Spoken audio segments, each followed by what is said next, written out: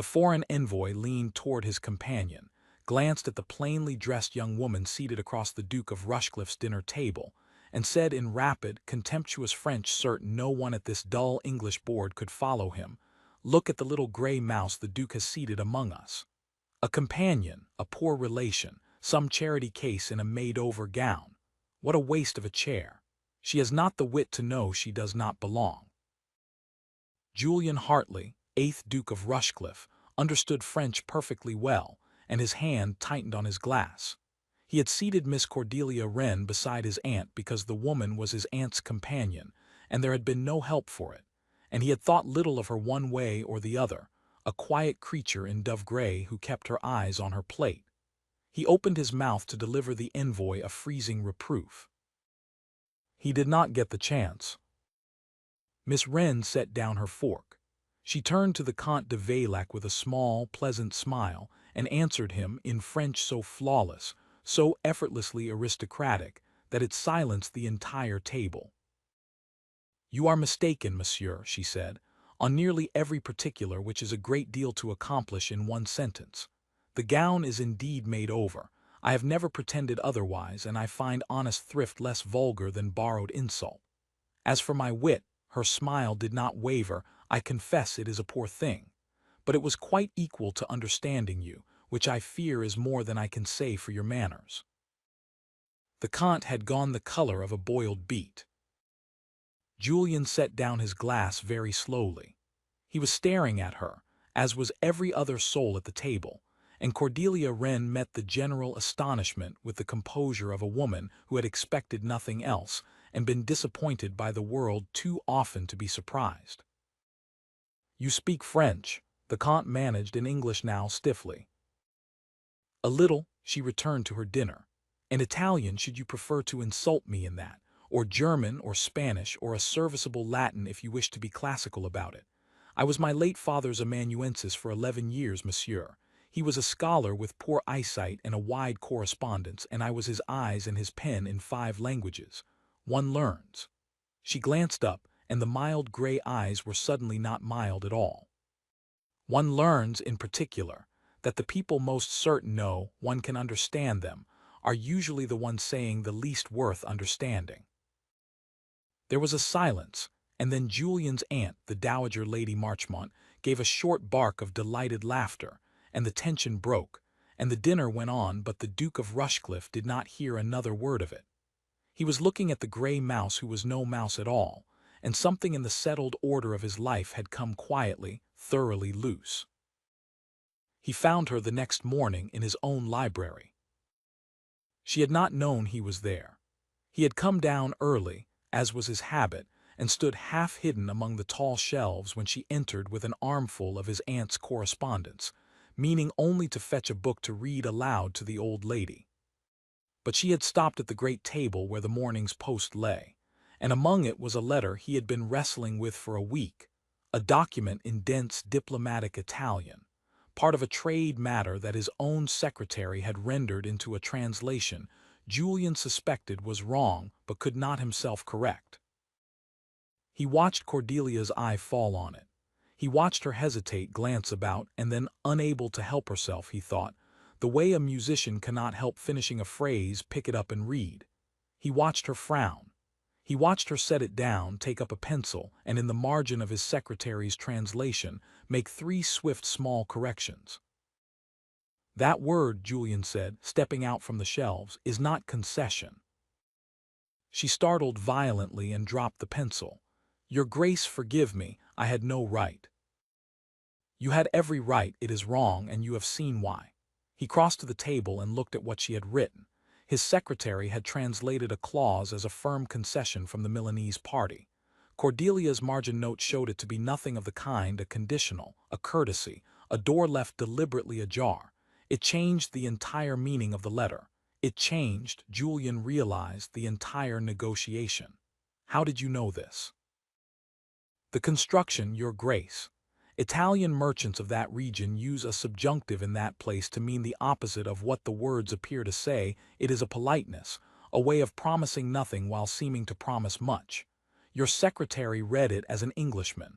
One must read it as a Milanese." She flushed. I should not have touched your papers. You have just saved me from signing away a great deal of money on a promise that was never made." He looked at her. Where did a clergyman's daughter learn to read a Milanese merchant's subjunctive? "From reading a great many Milanese merchants' letters," Cordelia said simply. "My father corresponded with scholars and traders across the continent. I wrote every reply.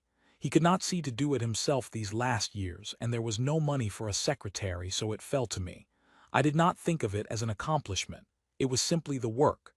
She lifted her chin in that way he had marked at dinner. "When he died, there was no place in the world for a woman whose only skills were 5 dead men's languages and a scholar's hand. Your aunt was kind enough to take me as her companion. I read novels aloud to her and answer her invitations. It is a good place, and I am grateful for it." "It is," Julian said slowly, "a criminal waste of you." She did not know what to say to that. No one, he suspected, had ever said such a thing to her before. He began to find reasons. It was not, he told himself at first, anything more than good sense. He had a mountain of foreign correspondence, a trade delegation arriving within the month, and a secretary he now could not entirely trust, and here under his own roof was a mind that could read 5 languages the way other people read the weather. So he asked her with his aunt's blessing, and a proper salary, which he insisted upon over Cordelia's protests, to assist him with the delegation's papers. It was, he assured everyone, purely a matter of business. It did not stay purely a matter of business for very long. They worked in the library through the gray autumn mornings, the two of them at opposite ends of the great table, and Julian discovered that he had never in his life had a conversation like the ones he had with Cordelia Wren. She did not defer to him. When she thought his instructions clumsy, she said so, and proposed better, and was right. When he made a jest in Latin, she capped it with a better one, and he found himself laughing aloud in a room where he had not laughed in years.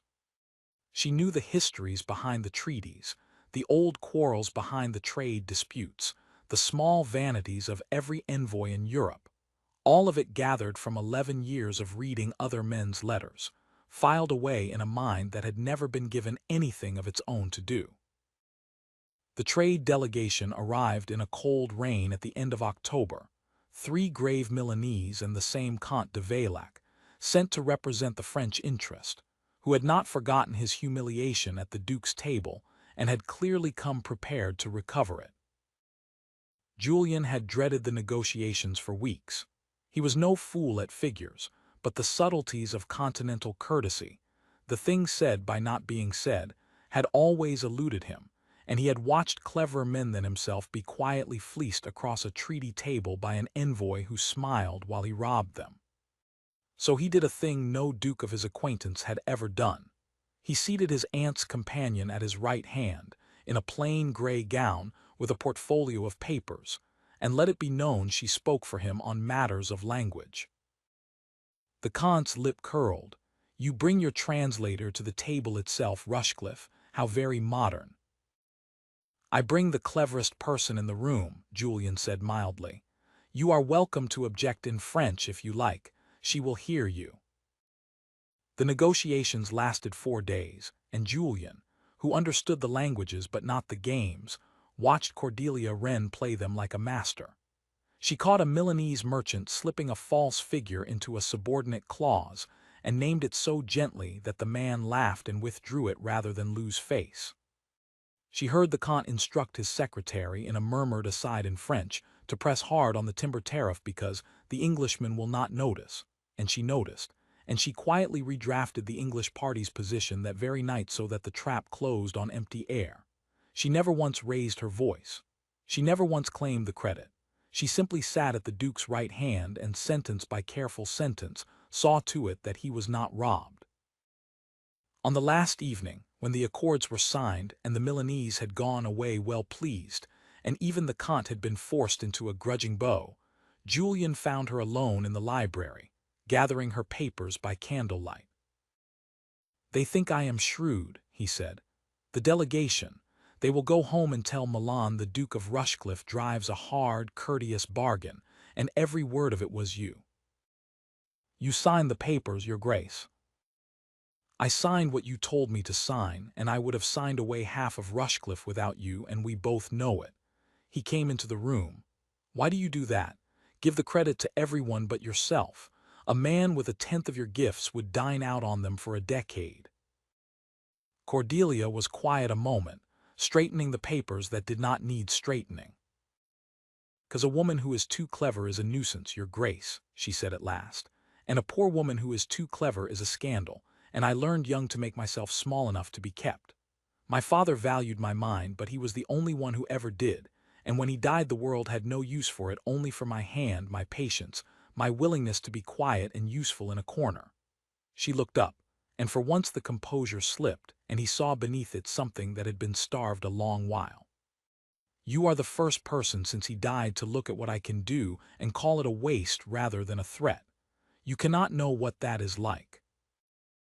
Julian looked at her across the candle-lit table for a long moment, and something that had been drifting loose in him since the night she answered the cant in his own tongue quietly settled.